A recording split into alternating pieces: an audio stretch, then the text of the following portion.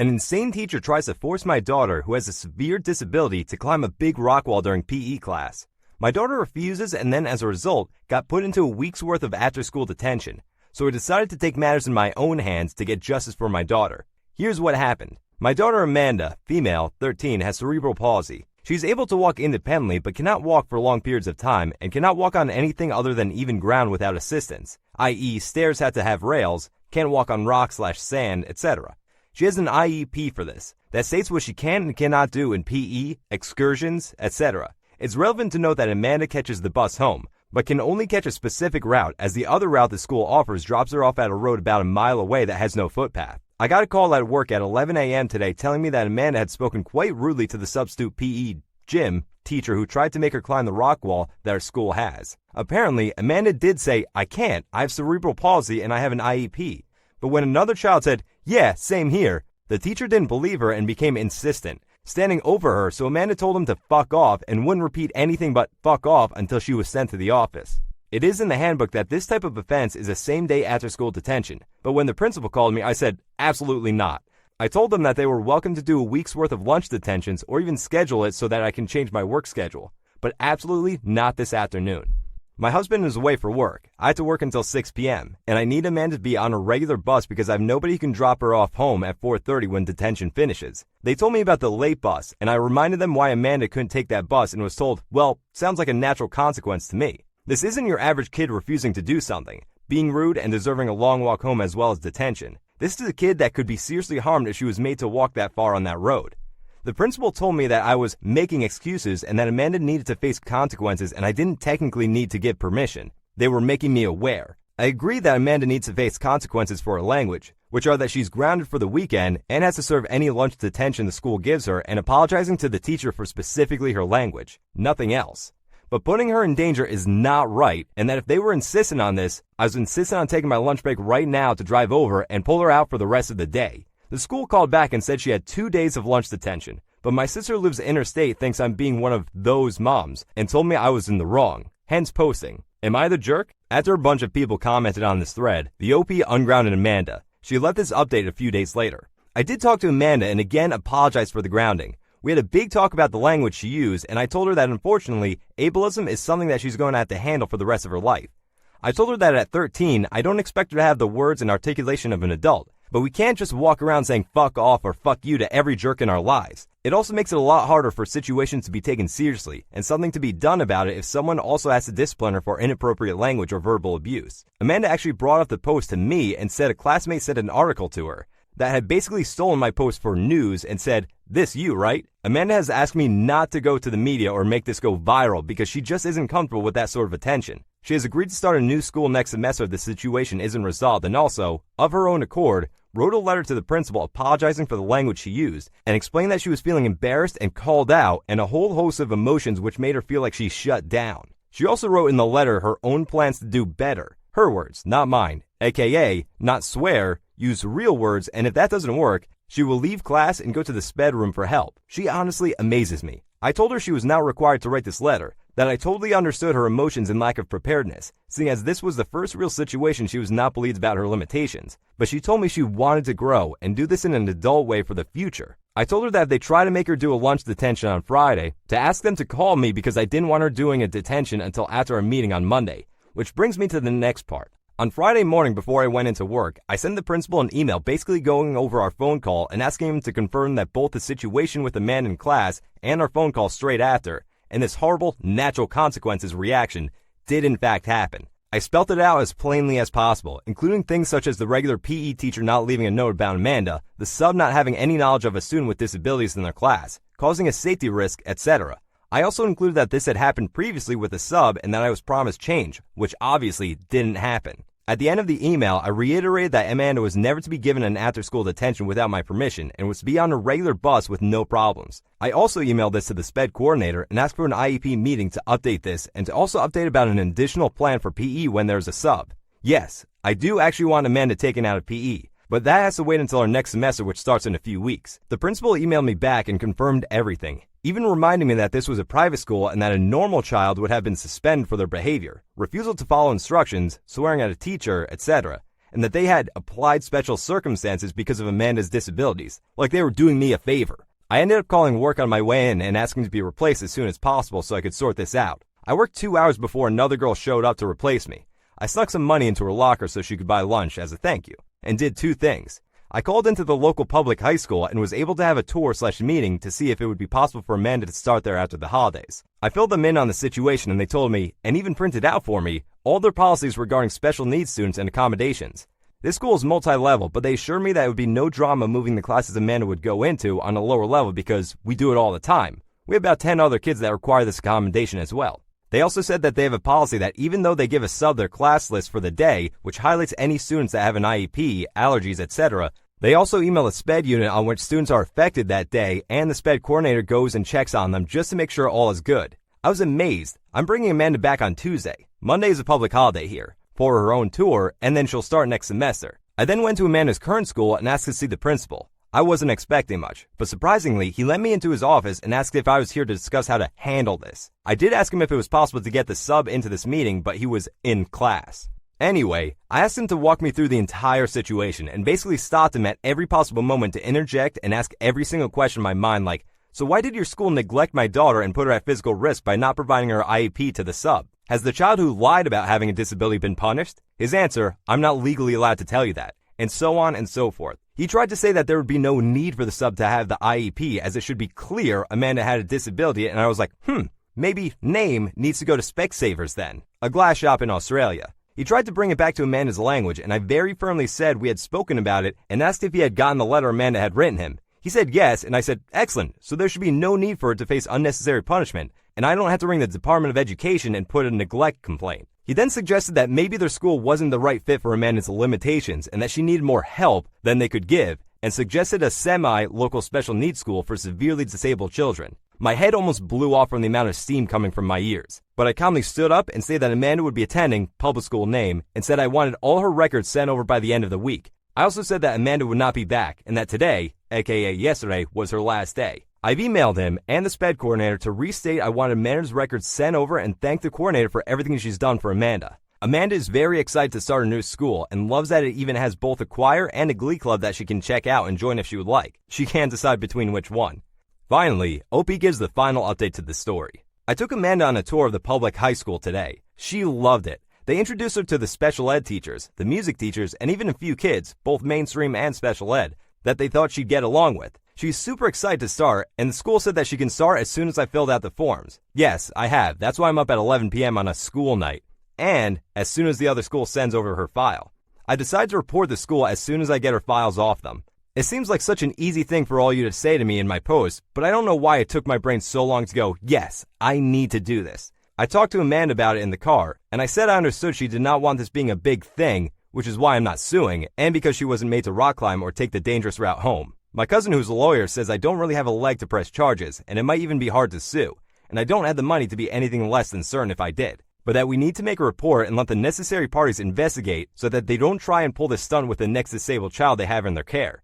What if the next child isn't as strong as Amanda and simply does as they're told and hurts themselves? As soon as I hand in the forms to the public school, hopefully tomorrow during my lunch break, provided my day pans out, they can call the private school and request Amanda's files, grades, etc., with a lot more power and demand faster access than I can. In the meantime, I'm dropping Amanda off at a friend of mine's, her old babysitter, who has just had surgery and could definitely use some company to veg out on the couch with and watch TV. Amanda loves her, so it's definitely a win-win, but the private school, my son still goes there, ends on Friday for mid-year break, so if she's still stuck at home next week, he'll keep her entertained and I'll give them money to go to the shops or movies or whatnot. I can't imagine how hard it must have been for you. I'm so sorry this happened to you and to Amanda. How awful for her to be treated like that. And the school's reaction is so upsetting too. I hope things go well with your request to the school board and that they get everything sorted out. What a terrible thing. An insane teacher decides to mock and make insensitive jokes about a suicidal classmate, so I spent weeks of plotting and planning to absolutely ruin her life. Here's how it happened. Before the story begins, make sure to subscribe and hit that bell so you can listen to more crazy stories. This was back in high school when I was 17. I'm currently 20. I was in a class for forensics, and this teacher was notorious for making fun of students. I'll call her Karen Teacher.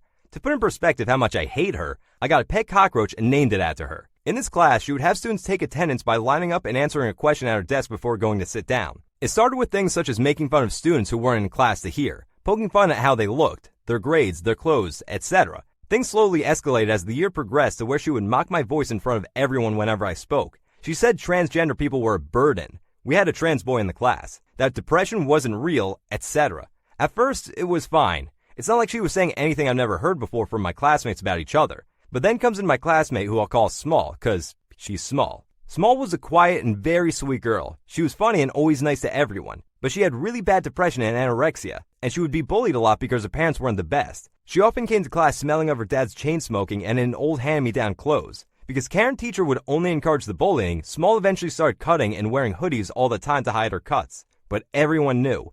It got to the point where two people would take advantage of her poor family and pay her to scratch words on her leg or arm in the class with a safety pin. Karen teacher did absolutely nothing at all, and trust me, she knew. Fast forward a few weeks, and we all line up as usual. The question was, what's your favorite type of music? Me and Small come up. I answer, and I'm heading back to the seat when Small quietly goes, I don't know, I don't really have one. To which, and I kid you not, Karen teacher goes full volume with a smile on her face. Well, what kind of music doesn't make you want to slit your wrists? At this point, the entire class goes dead silent. She had gone too far, and Small immediately runs out of the class. Everyone is too shocked to know what to really do, so we just move on with class. I still wish I had gone to check on her. After that, I just couldn't stand Karen teacher. I couldn't stand her existence. I couldn't stand looking at her smiling face. I wanted to rip that smile off. Every time she breathed, I wanted to strangle her. I was done with this. I began secretly recording every time she made fun of us. I would record entire classes and crop out what I needed. And then, one tiring month later, I emailed them all straight to the principal. Close to half an hour of this cow making fun of everyone, making suicide jokes, etc. I fumed about how inappropriate and unacceptable this was, and I demanded justice. And holy smokes, justice I got. Karen teacher didn't show up for a few days. When she came back, she had such a dead look in her eyes. Finally, no more of that goddamn smile. The principal calls us all together, and in front of everyone, her husband, the students, and staff, she was forced to formally apologize for making fun of a suicidal 16-year-old. The look on her husband's face told me all I wanted.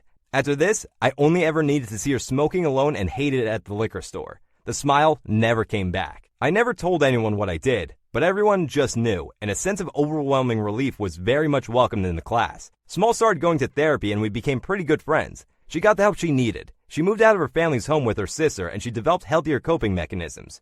Suicide is not a joke, and anyone who makes fun of someone even remotely entertaining the idea of suicide, this is what you deserve.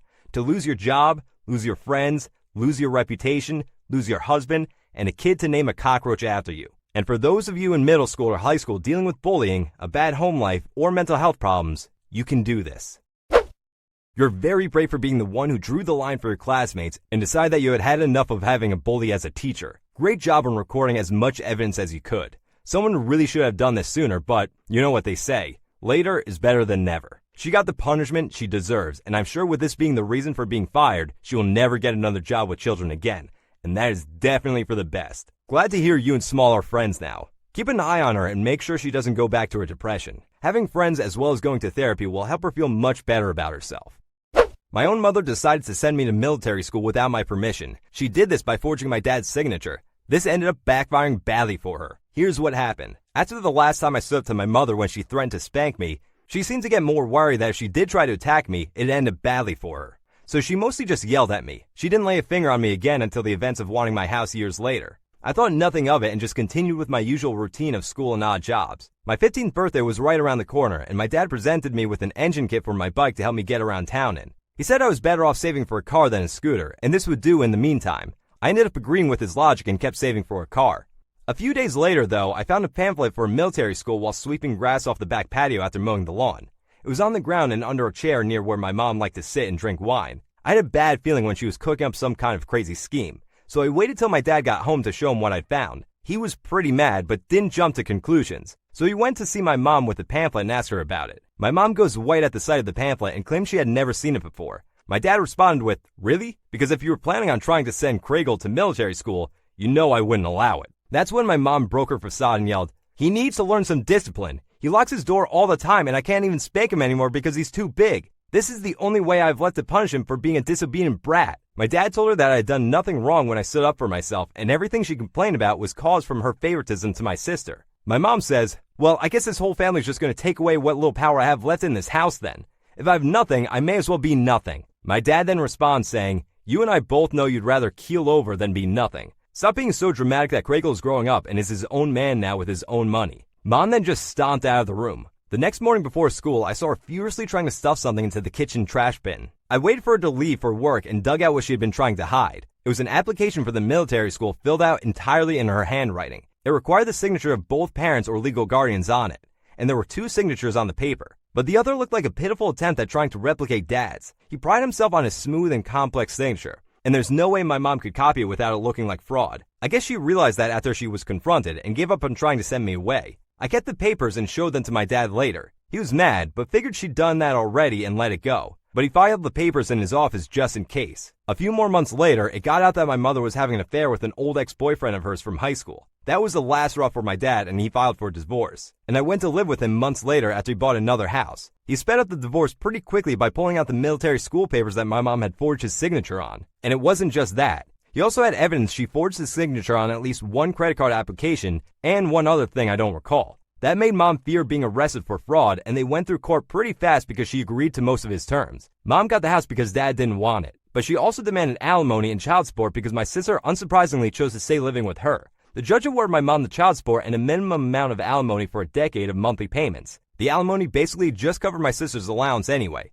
Mom was pretty mad about that and threatened to take him back to court, but he held those forged signatures over her head for years to make her back down. On the day I left to live in Dad's new house, my sister stuck her tongue out at me and smugly said Mommy told her that she was a princess and the more deserving sibling, and that's the reason why I was leaving the house. I just shook my head and told her to think what she wants because I didn't care anymore. Then I walked out the door finally feeling free as a bird. My relationship with my sister when she came to visit Dad's house once a week only got worse after that, until finally we stopped talking altogether for years. And I didn't really care to visit Mom's house. She pretty much gutted my old room for a home office anyway. What a horrible divide that came between your family. It seems like the girls were always rooting for each other and the boys had to stick up for each other also. From what I gather, this is your mother's fault for showing so much favoritism towards your sister. I'm really glad your dad has always been on your side and looking out for you. Otherwise, who knows where you would have ended up without him. I hope the divorce and cheating didn't get to your father too much, as he seems like a great man who deserves a lot more in a wife. If you enjoyed these stories, be sure to subscribe and hit the bell. It would mean a lot. Check out the other videos on your screen right now. Otherwise, you're definitely the jerk.